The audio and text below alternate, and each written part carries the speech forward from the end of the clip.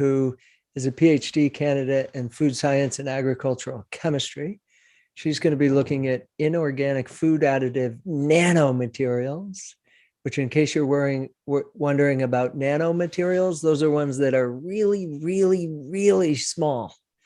And with that, the floor is yours. Thank you. Did you know that inorganic materials are added to the food product as food additive to improve the quality and shelf life of the food?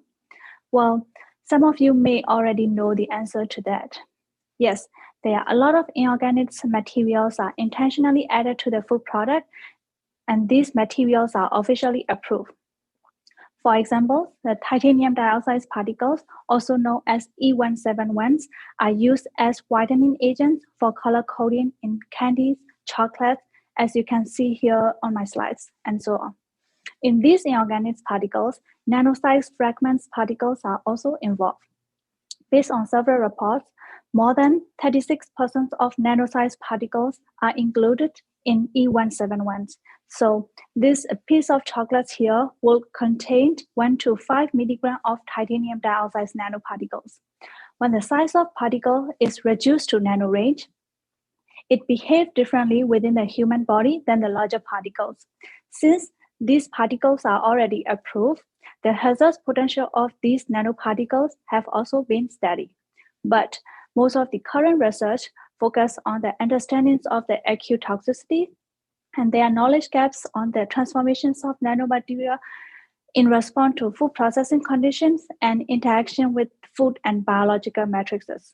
To fulfill these knowledge gaps, I'm studying how those nanoparticles were transformed in the food processing condition and how it will affect our gastrointestinal tract and the allergenicity of food proteins after interacting with those nanoparticles. Due to the limited times, allow me to share only one aspect of my research, which is studying the alterations of the allergenicity of food proteins after interacting with the food additive nanoparticles.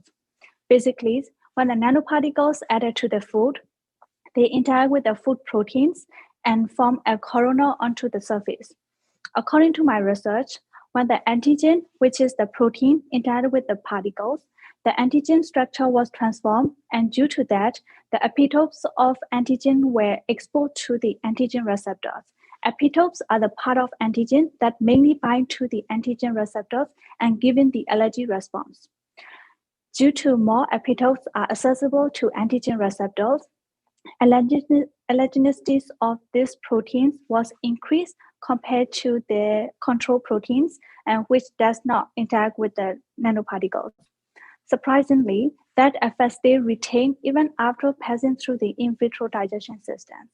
These findings relate to the increasing rate of food allergies globally, which associated with the high consumptions of food often containing the inorganic nanoparticle. Thank you.